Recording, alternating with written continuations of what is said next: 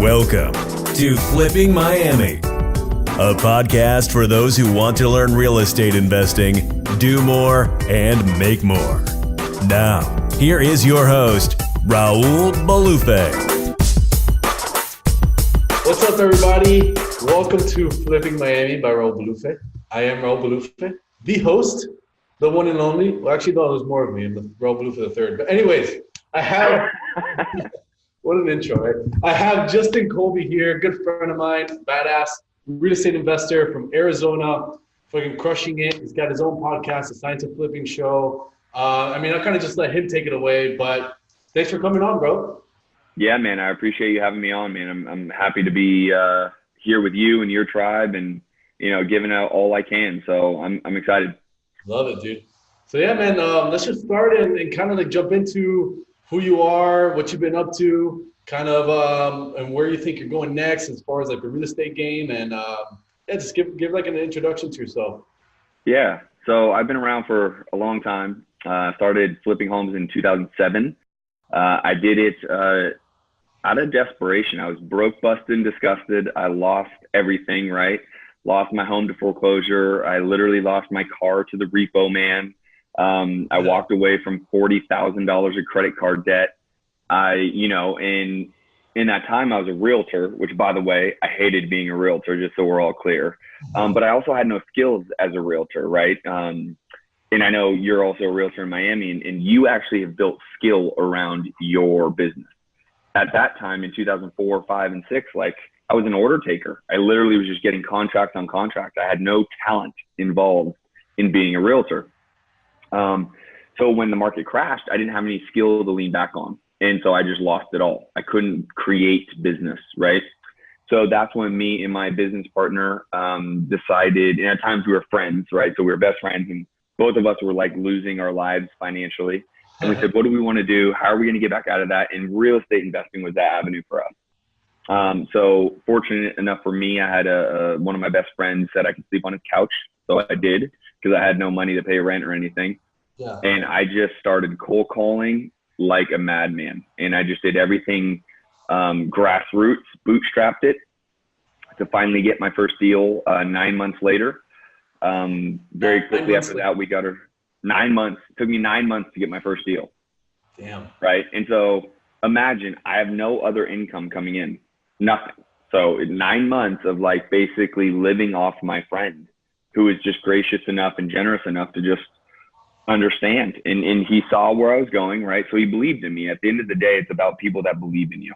Right. And he believed in me. And he knew that if he just gave me enough time, I was going to get to where I needed to go. And he was that guy for me that helped me do that. And my family would have done the same. But at the time I was 26, I think. And I felt like I was an adult and I didn't want to run home to mommy and daddy, right? And so with that said, very quickly after that, I got my second deal, and that happens with momentum, right? When you start to gain momentum and that gains confidence, everything starts to swing. The pendulum starts to swing your way. Yep. So at that very moment, we only made about $14,000 total on 2 deals. And so it's not like financially I was this big success yet, but I did understand one thing, and that was I needed to be around bigger, better people, because there had to be a way to expedite this learning curve. So I actually invested. And by the way, I borrowed the money in coaching. I borrowed $25,000 and invested in coaching. It wasn't my money. I borrowed it. Shit. And I invested in coaching. And from there, I did 6 deals, and then 20 deals, and then 46 deals, and then 9, blah, blah, blah, right? Nice. But that was the spark I needed. And I believe in it so much now that obviously I have my own podcast called The Science of Flipping that you mentioned. I personally work with clients one-on-one in a consulting/advising relationship. I have a whole Science Flipping Academy that can help with the fundamentals, because I got the value I needed from coaching, and I want to be able to give that back, right? And so that's where I'm at today. Obviously, as you well know, some of my partners, Kent Clothier and Sean Terry, we run the Mastermind boardroom together. Yep. I'm currently in 4 markets: Phoenix, San Antonio, San Diego, and the Inland Empire, actively right now as of this day. So It's awesome, dude. I'm really excited. And I get to hang out with, you and some of my closest friends have come from just being in this industry. So it's been great. So you're basically just playing video games in your mom's basement is what I hear. That's what I do. And I eat pizza and Cheetos all day. Dude, so you said so much cool things that I think it's important. Little nuggets, right, to get. So one that stood out is like 9 months to get a deal when you have no money, no income. I mean, how many people give up after 1 week, 2 months, 2.5 months, 6 months? You just kept going. And I think and you had told me your story before, the way that you were getting deals was just straight cold calling, right? Just straight hitting the phones. That's it. That's because I didn't have any money, right? And then at the time, there wasn't as much education as there is now. So I didn't have the Rauls or the Justins or the Kents or the Seans really. So I had to figure it out myself. And the only thing I could think of was agents had deals, right? They had listings. Yep. So I just started cold calling agents, basically saying, how can we get a deal done, right? I'm an investor. I'm not a traditional buyer. Can we work? And I kind of just created this pitch around my vision, right? My vision was I want to buy 5 deals a month. I want you to be able to get a commission on the buy side and the sale side. And if you believe in me and my vision, then there's money to be made. And by the way, that is not an easy sell. I'm just shooting you straight, right? I was making 100 calls a day. I did not have Mojo. I just had a little cell phone. I didn't have a triple line dialer. So one by one. And I can't tell you, I mean, thousands of no's, thousands of hanging ups, right? Until I found the one right guy that believed in me, understood my vision, where I was going, and he got us our first deal, and that led to our second deal, and away we go. But you gotta have thick skin, right? And it takes that one guy to believe in you to help you go and get there and do that. So that's like some of my favorite parts of like hearing these stories. I'm sure like, so many successful people, and we're part of the boardroom mastermind, and everyone there is successful in their own way. So everyone has like usually a lot of the stories are kind of similar when it comes to like a mentor. It's like, hey, I borrowed the money, or I found this mentor who kind of traded me for free or very little money in the beginning, but he believed in me, Just need that one guy or like that one girl that's like just a step ahead of you to learn and just like push you over the edge. Yep, 100%. I mean, I believe in it so much. I just hired an executive coach that has nothing to do with real estate, right?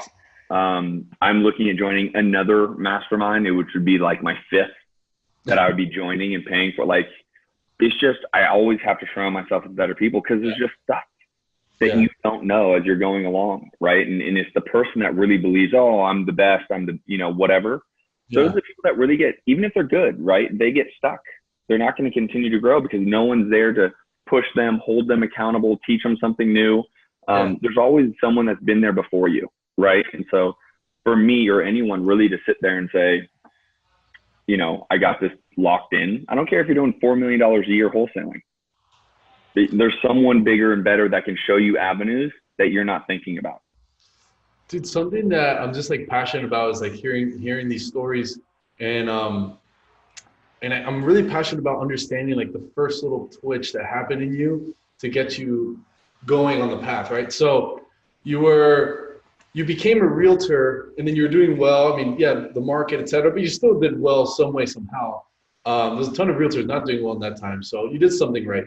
So what happened in your life or in your mind that you said, all right, I'm going to go from like being just like a regular, society, corporate type of person, or after getting out of school, to becoming my own, becoming a realtor, kind of working for myself? Like, what happened in your mind? Like, what decision did you make? Was it a one-day decision? Was it a one-moment decision? Did it take you a month, 3 months? Like, what happened there?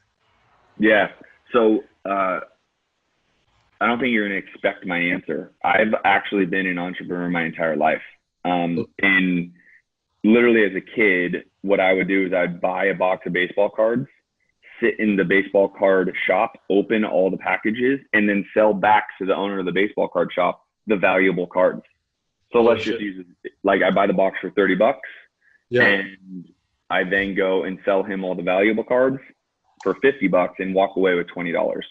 I also would drive around in the mornings on recycle day and go around and pick up everyone's bottles and cans and take it to the recycling place myself, because you get, I think it was a penny or 2 pennies per can or bottle. And so I'd walk away from that with, $20. I would do car washing around. So literally, this is my childhood. I never did the lemonade stand, whatever. Really, like car washing? Right, I did car washing, right? Like I bought a super power hose and like the whole thing. So I'm like, people want a cheaper car wash, right? And they don't want to leave their home. So I've always been built that way since I was a kid. And so when I went to UCLA and I got my degree. Okay. And at the time, a buddy of mine at UCLA was talking about starting a real estate brokerage. But he basically said, hey, my dad's a builder. Let me go figure out the real estate thing. Like before we do this together, let me figure it out. So cool. So I actually went directly into sales, which was my own company. And I built my own sales company. And again, I didn't have a boss. I had a mentor of sorts, but I never had a boss. I owned my own company. I ended up hiring roughly 500 people. And we would go door to door, door knocking. Right. Yeah. So again, when I'm so high on cold calling and door knocking, because that's where I come from. And I know the success you can get from that. So again, I was my own boss. That brought me up to 2005, where I was living in Boston because my clients were like AT&T, UPS, Verizon, CenturyLink.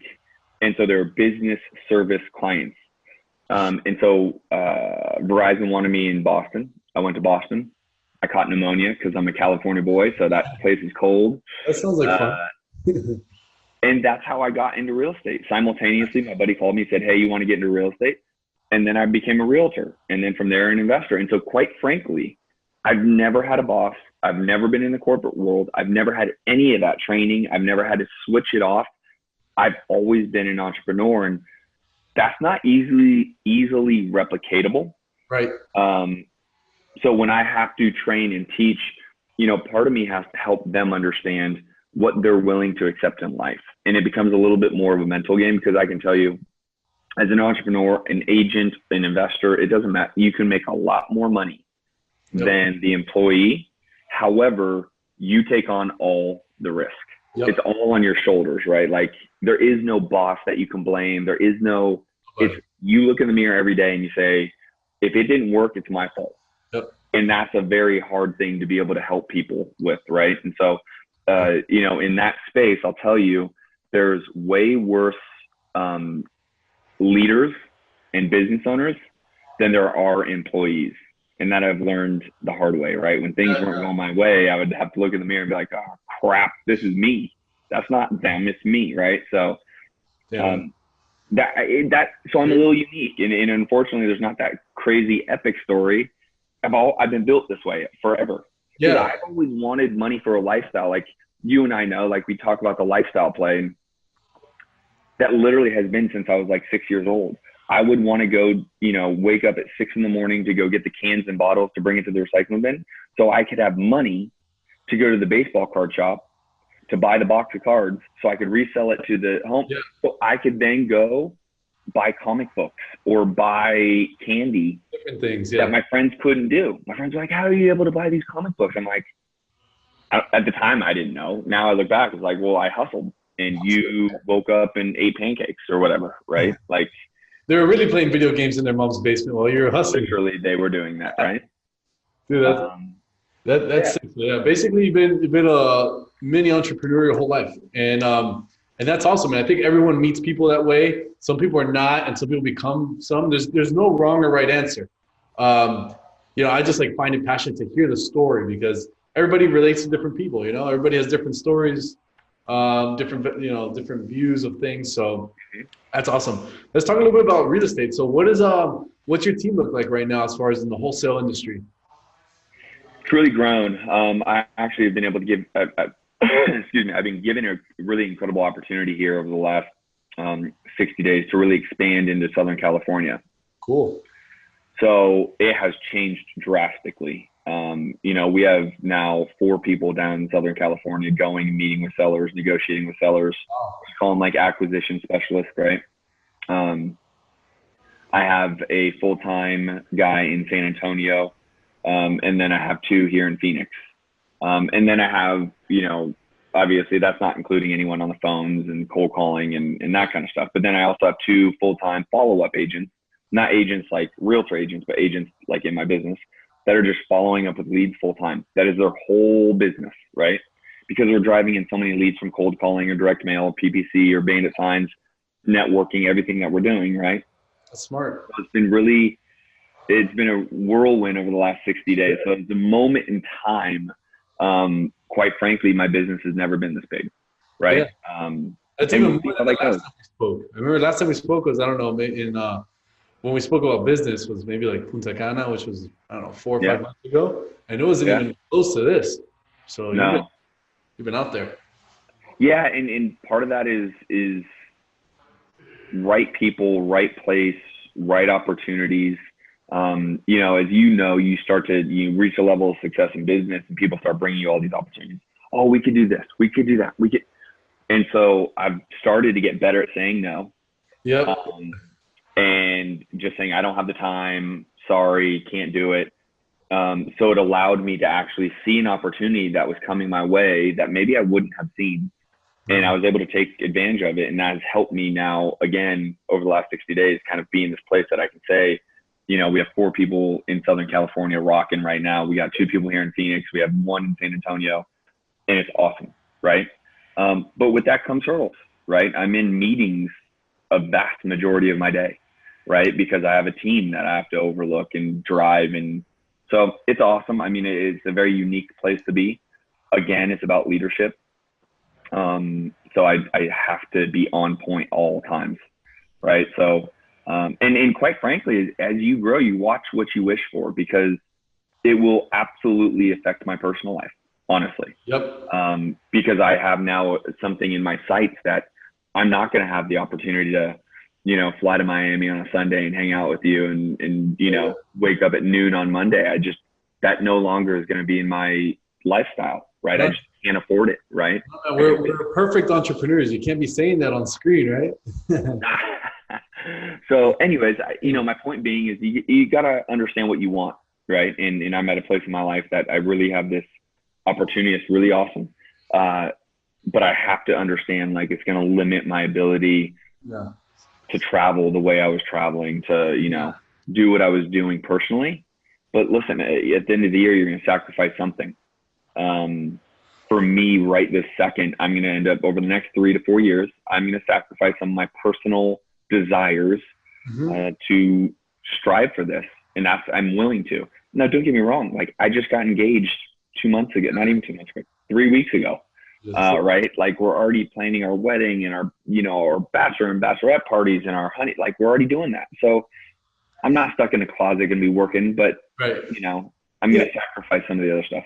Dude, and that's such a good point. And that, I kind of learned that, like, over, I think, like, becoming an entrepreneur, or like trying to run your own business or start your own business, et cetera, teaches you so many life lessons a lot quicker than if you were to, work in a job. And there's nothing wrong with being a job or anything. You learn different lessons in life. One of the lessons I've learned in these, 5 years I've been doing this and talking to people like you is your life has cycles. Whether you're 8 years old, 28 years old, 80 years old, your life has cycles.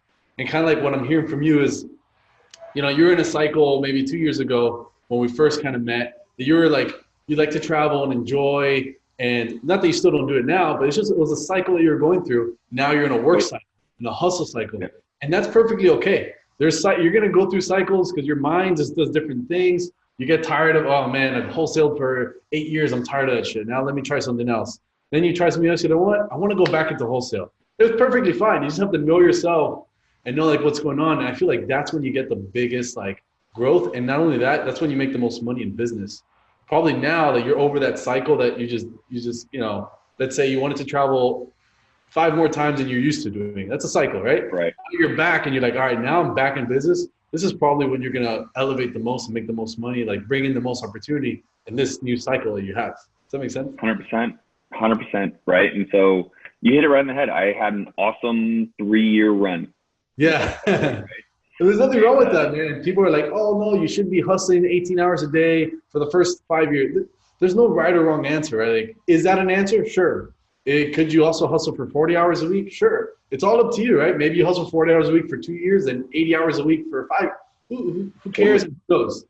But what you want to build, right? I mean, could I have possibly made more money not traveling as much as I did. Yeah, 100%. But I wanted to build a certain lifestyle at the time that really was awesome. And I can always look back at that and say, that was an incredible time in my life.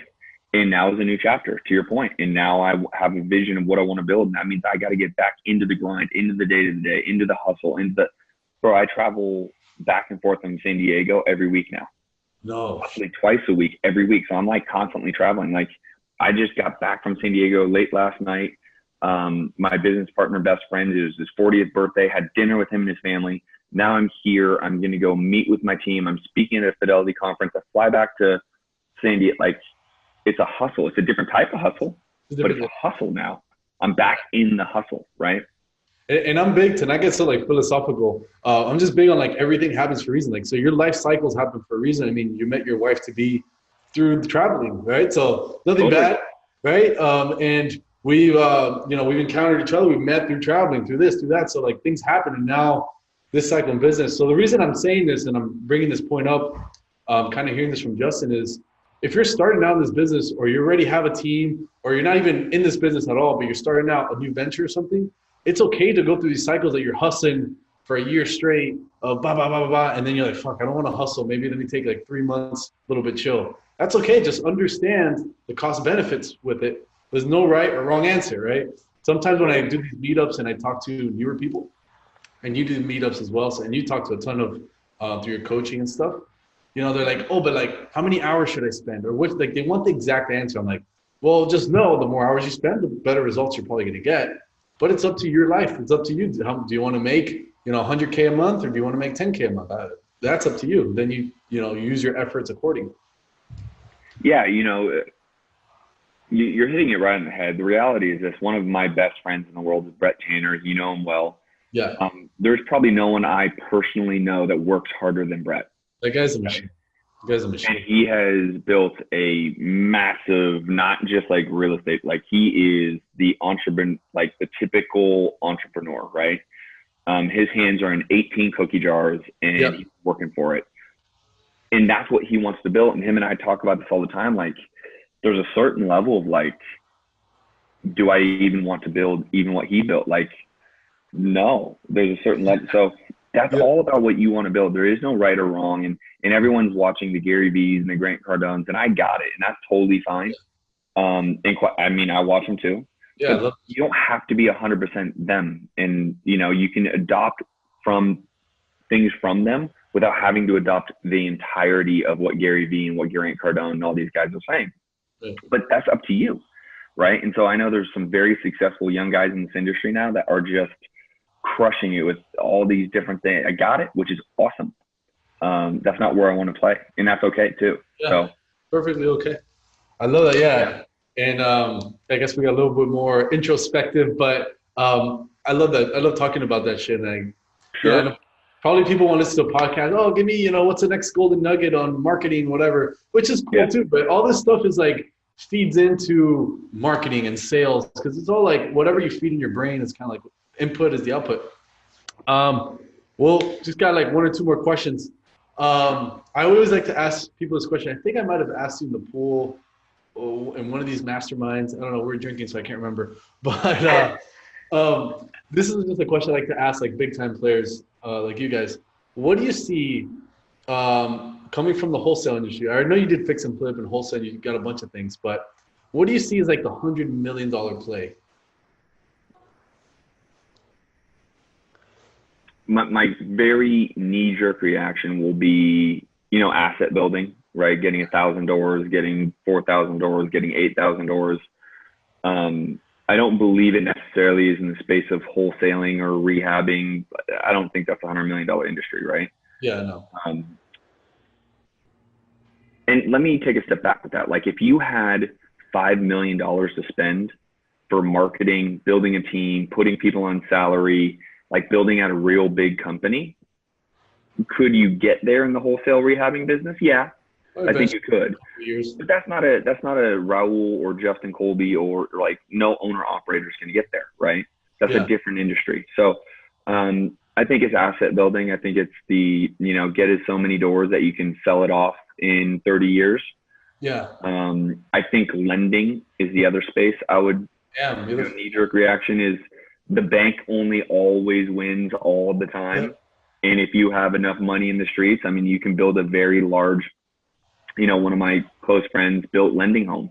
He was one of the 4 founders, and it just valuated $1.2 billion in the hard money space. No way. Hard money. It's hard money. It's for you and me, right? So that is an industry that you could build $100 million company, is hard money lending in general, and buying assets. And I think between those two, those would be my answer. So, yeah.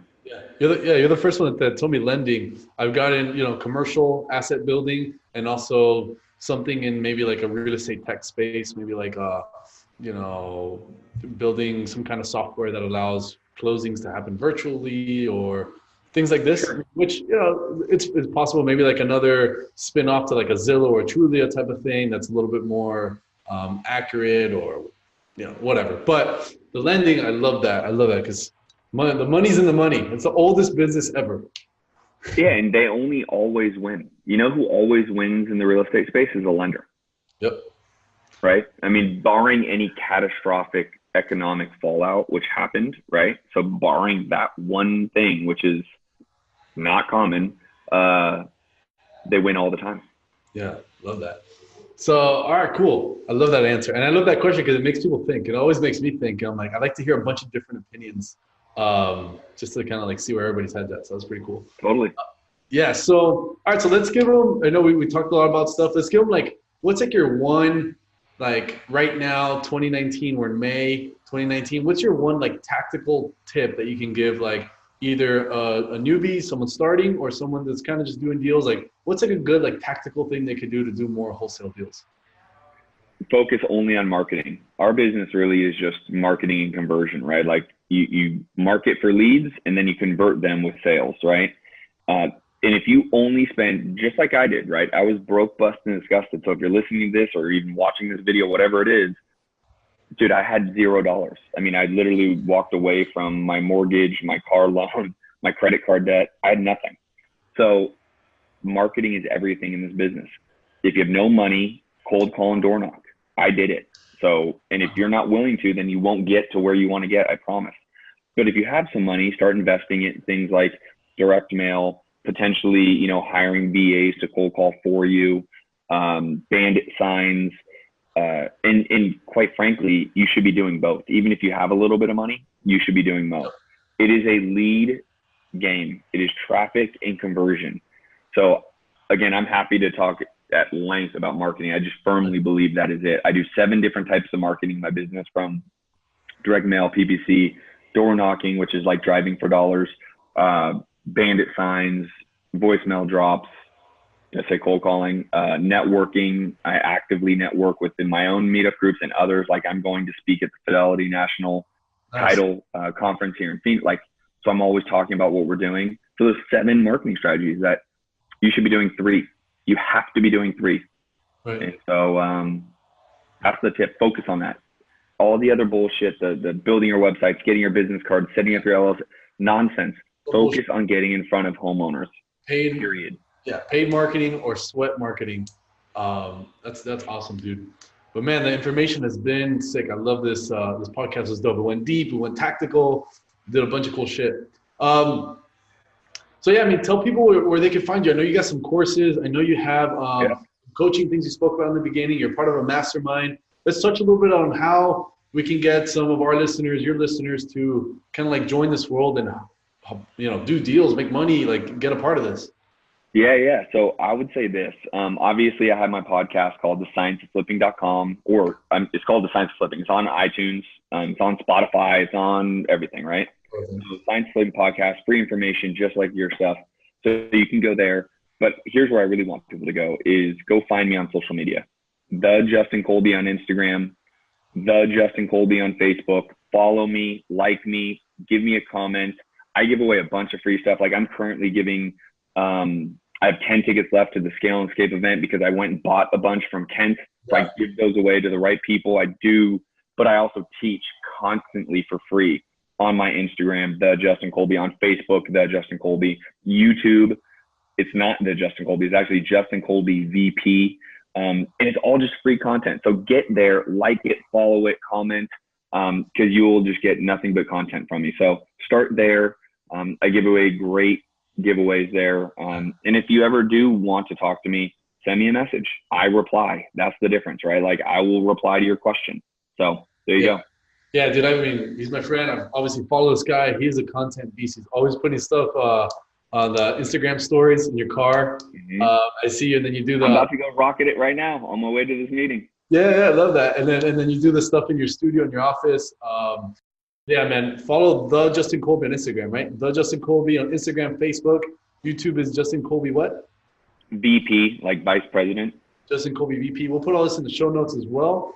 But dude, follow this guy, get in the world. And if you got to reach out to him, reach out. He'll write back. If not, then call 911. Someone will find out. Dude, but again, thanks so much for being on the show, bro. I appreciate it. I know you're busy. Of course, brother. Yeah, guys. So anyways, thanks for listening. If you haven't subscribed yet, subscribe. And if you're watching this on YouTube, hit the bell, all that cool stuff. Love you guys. One love. Peace.